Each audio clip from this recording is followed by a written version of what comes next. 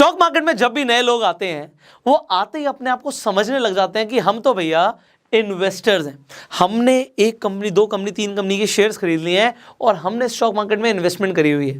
But आप अगर सिर्फ इन्वेस्टमेंट कर रहे हैं तो आपको बस अपने माइंडसेट को राइट रखना है। किस डायरेक्शन में रखना है? वो है इन्वेस्टर माइंडसेट। आप गलत डायरेक्शन में ना जाएं, ये मेरा प्रयत्न रहता है। बाकी आपकी मर्जी, आप जो भी करते हैं, बट फिर भी आपको समझना पड़ेगा कि इन्वेस्टर्स में और सटोरियों में, स्पेक्यूलेटर्स में फ़र्क होता है। तो अगर आप स्टॉक मार्केट में आते हैं, आप पैसा ना गंवाएं और आप पैसा बनाएं। इसलिए आपको समझना पड़ेगा कि पैसा बनाते हैं इन्वेस्टर्स और स्पेक्यूलेटर्स कभी कभार तो कमा लेते हैं पर हर बार नहीं कमाते, ज़्यादातर टाइम उनका नुकसान हो जाता है। तो आप किस कैटेगरी में आना चाहते हैं, आप नीचे कमेंट जरूर कीजिएगा। अब शुरू करते हैं, डिफरेंस क्या है। सबसे बड़ा डिफरेंस होता है इन्वेस्टर्स में और स्पेक्यूलेटर्स में कि इन्वेस्टर्स अपनी रिसर्च खुद करते हैं। वो किसी भी कंपनी में पैसा लगाते हैं, उनकी खुद की रिसर्च होती है।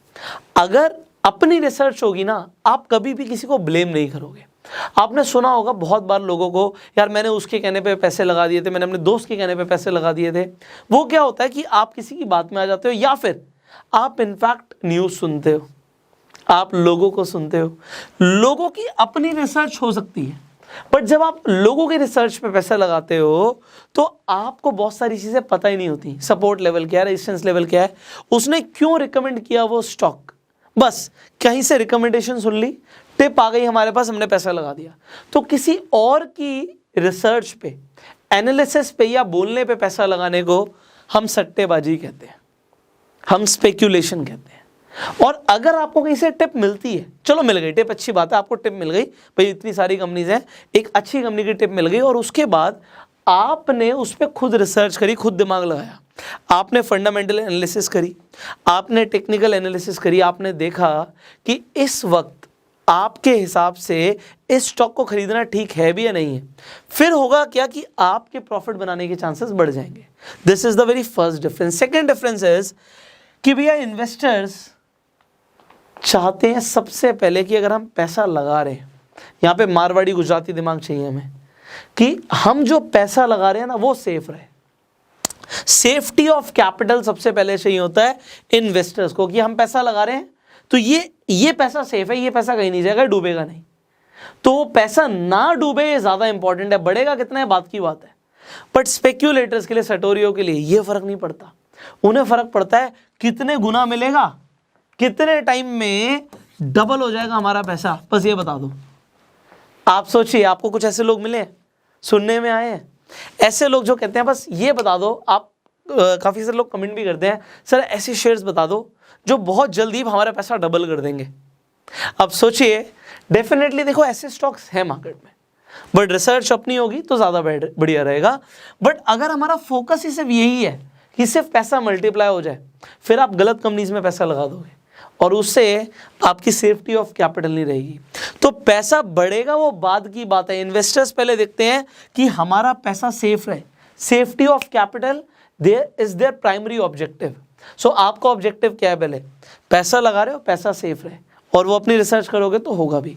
नेक्स्ट, वॉरेन बफे ये बात बोलते हैं कि स्टॉक मार्केट एक टूल है इम्पेशेंट लोगों से पैसा लेने का और पेशेंट लोगों को पैसा देने का। तो भैया आपने सुना होगा स्टॉक मार्केट में लोग ट्रेड करते हैं तो कोई हारेगा तो कोई जीतेगा भी। अब आपको समझ आ रहा है कि हारता कौन है? इम्पेशेंट हारता है और पेशेंट जीतता है। तो पेशेंस बहुत ज़रूरी है। आप एक स्टॉक प्राइस को देखते हो, मैंने लोग देखे और मैं आपको बता रहा हूँ एग्जैक्टली। ये देखो लोग क्या करते हैं, एक अच्छी कंपनी के स्टॉक्स लिए हुए थे, मान लो एक बहुत बेस लेवल पे, वो चलता रहा स्टॉक और धीरे धीरे वो काफ़ी अच्छी प्राइस पर पहुंच गया।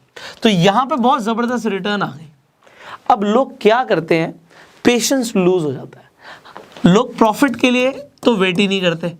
मैं आपको बता रहा हूँ, आप अपना पोर्टफोलियो बनाओगे ना, आपके साथ भी ये होगा। जो कंपनी प्रॉफिट दे रही होगी और इसने काफ़ी प्रॉफिट दे दिया, प्रॉफिट को बुक कर लेंगे।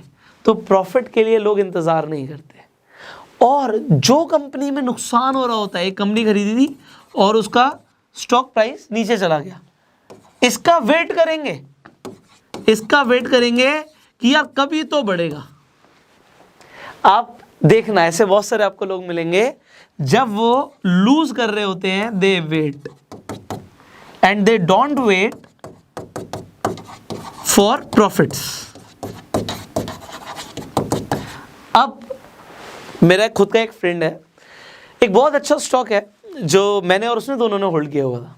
तो दोनों ने होल्ड किया हुआ था और काफ़ी टाइम से हमने होल्ड किया और उसने बहुत अच्छे रिटर्न्स दिए।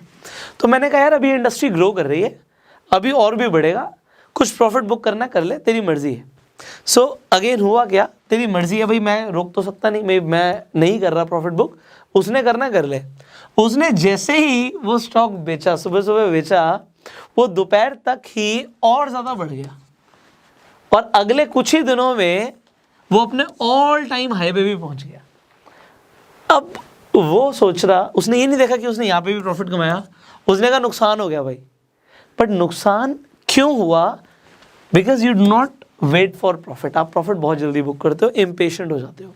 अच्छी कंपनी है तो वो मल्टी बैगर रिटर्न्स भी दे सकती है और वॉरेन बफे भी यही बोलते हैं। पहले वॉरेन बफे भी ऐसे ही करते थे, कम पे खरीदते थे, ज़्यादा पे तुरंत बेच देते थे, फिर सोचते थे पैसा आ गया फिर किसी और कंपनी में डालेंगे। बट वॉरेन बफे ने बात खुद बोली और इसे एडमिट किया कि वैल्यू इन्वेस्टिंग मैंने बाद में समझी कि जब मैं होल्ड करके रखता हूँ उसकी ताकत ही अलग है। बाकी चॉइस आपकी है, मेरा काम है आपको बताना। Finally there is something called margin of safety. Again there are multiple books जो आप पढ़ सकते हो इन्वेस्टमेंट के ऊपर। एक बहुत अच्छी किताब है जिसका नाम है द इंटेलिजेंट इन्वेस्टर। हर आदमी को नहीं समझ आती, बट उसमें ये कंसेप्ट बहुत अच्छे से समझाया हुआ, मार्जिन ऑफ सेफ्टी। एग्जाम्पल के तौर पे आप ज़रा समझिए इस बात को।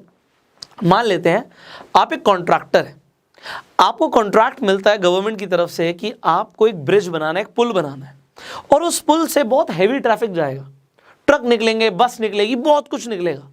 तो जब ट्रक निकलेंगे, बस निकलेंगे, तो आपको एक एक्स नंबर दे दिया जाता है। मान लेते हैं 1,00,000 किलो, 1,00,000 किलो वो पुल वजन सह सके, इतना आपको मजबूत पुल बनाना है। अब मार्जिन ऑफ सेफ्टी क्या कहते हैं मैं आपको बताता हूं, बट आप क्या करोगे? आप अपने आप से पूछो, आप क्या सिर्फ 1,00,000 किलो की क्षमता वाला ही ब्रिज बनाएंगे, या आप ये सोचेंगे यार किसी दिन ज़्यादा ट्रैफिक आ गया तो, पुल के ऊपर ही जाम लग गया तो, कोई और हैवी व्हीकल आ गया तो, व्हीकल के अंदर माल ज़्यादा भरा हुआ हो तो आप क्या करेंगे? आप 1,00,000 की जगह 2,00,000 किलो वाली क्षमता का पुल बनाएंगे। आप उससे ज़्यादा ही सोचेंगे और इसे ही बोलते हैं मार्जिन ऑफ सेफ्टी। अब ये मार्जिन ऑफ सेफ्टी आप स्टॉक मार्केट में कैसे यूज़ करते हो? आपको एक स्टॉक बहुत अच्छा लग रहा है, आप उसमें इन्वेस्ट करना चाहते हो, मान लेते हैं वो 1,000 रुपये का है, 1,000 रुपये का उसका शेयर प्राइस चल रहा है इस वक्त, तो आपको लगता है 1,000 रुपये जायज़ है इस स्टॉक प्राइस का होना, तो इंट्रिंसिक वैल्यू से कम ही है, बट फिर भी आप मार्जिन ऑफ सेफ्टी लेके चलते हो कि मेरी एनालिसिस थोड़ी बहुत गलत भी हो सकती है, हो सकता है यहाँ से और भी टूट जाए, आपको लग रहा है बढ़ेगा, बट आप थोड़ा सा वेट करते हो और आप कहते हो नहीं यार मैं तो 900 के लेवल पे इन्वेस्ट करूँगा। अब कुछ लोग सोचेंगे यार मेरे हाथ से अपॉर्चुनिटी निकल सकती है, भैया 5,000 कंपनीज है, आपको देखना है कि कौन सी कंपनी में आपको पैसा लगाना है। तो ये मार्जिन ऑफ सेफ्टी आपको स्टॉक मार्केट में रख के चलनी है, प्रॉफिट होगा ही होगा। और लोग उल्टा क्या करते हैं? इम्पल्सिव ट्रेडिंग करते हैं, इम्पल्सिव। अभी देख रहे हैं, अरे प्राइस बढ़ रहा है, मूवमेंट आ गई, वॉल्यूम आ गया, खरीद ले। अब ये कुछ टाइम के लिए ट्रेडिंग के लिए काम कर जाता है, बट हमेशा काम नहीं करता। आपने मार्जिन ऑफ सेफ्टी रखी नहीं, आपने मान लो आपने उल्टा काम किया, आपने बढ़ रहा है ऑल टाइम हाई पे खरीद लिया, मान लेते हैं यहाँ पे खरीदा और आपको लग रहा था बढ़ रहा है, थोड़ा सा और बढ़ा और उसके बाद यहाँ पे करेक्शन आ गई, आपको लगा लॉस हो गया। तो अब आपको उल्टा काम क्या करना चाहिए था? जब ये नीचे गया, जब करेक्शन आई, तो आपने सपोर्ट पे खरीदना था और रेजिस्टेंस पे एक्चुअल में बेचना था। आपने रेजिस्टेंस पे खरीदा और सपोर्ट पे बेचा तो आप लॉस बुक करोगे, एंड जनरली लोगों का लॉस हो जाता है छोटी छोटी चीज़ों से। बट आई होप आपको आज बहुत अच्छा आपको आइडिया मिल रहा है, आपको समझ आ रहा है कि आपको स्पेक्यूलेटर वाली कैटेगरी में नहीं आना, आपको इन्वेस्टर्स वाली कैटेगरी में आना है। अगर आप इन्वेस्टर्स वाली कैटेगरी में अब आने वाले हो, आपको समझ आ चुका है, माइंडसेट मिल चुका है, तो नीचे कमेंट कीजिएगा yes sir I will become an investor. इस वीडियो को अपना प्यार देने के लिए जल्दी से लाइक कर दीजिए, शेयर कीजिए, जिससे लोग इन्वेस्टर बने, स्पेक्यूलेटर ना बने। अब अगर आप इस वीडियो को फेसबुक पे देख रहे हैं, हमें फॉलो कीजिए, यूट्यूब पे देख रहे हैं, सब्सक्राइब कर लीजिए, बेल आइकन पे क्लिक कर दीजिए कि एक भी वीडियो मिस ना करें जो फ्यूचर में आने वाली है चैनल के ऊपर। आप अगर शेयर मार्केट में इन्वेस्ट करना चाहते हैं, ट्रेड करना चाहते हैं, तो अपना डीमेट अकाउंट तुरंत खुलवा लीजिए। बड़े सिंपल स्टेप्स को फॉलो करके आपके पास बस आधार कार्ड, पैन कार्ड होना चाहिए और अपना आप डीमेट अकाउंट खुलवा सकते हैं। लिंक डिस्क्रिप्शन और कमेंट बॉक्स में है, क्लिक कीजिए, अपना डीमेट अकाउंट खोल लीजिए and you can invest in stock market very easily. I will see you in the next video. Till the time you become an investor and go self made.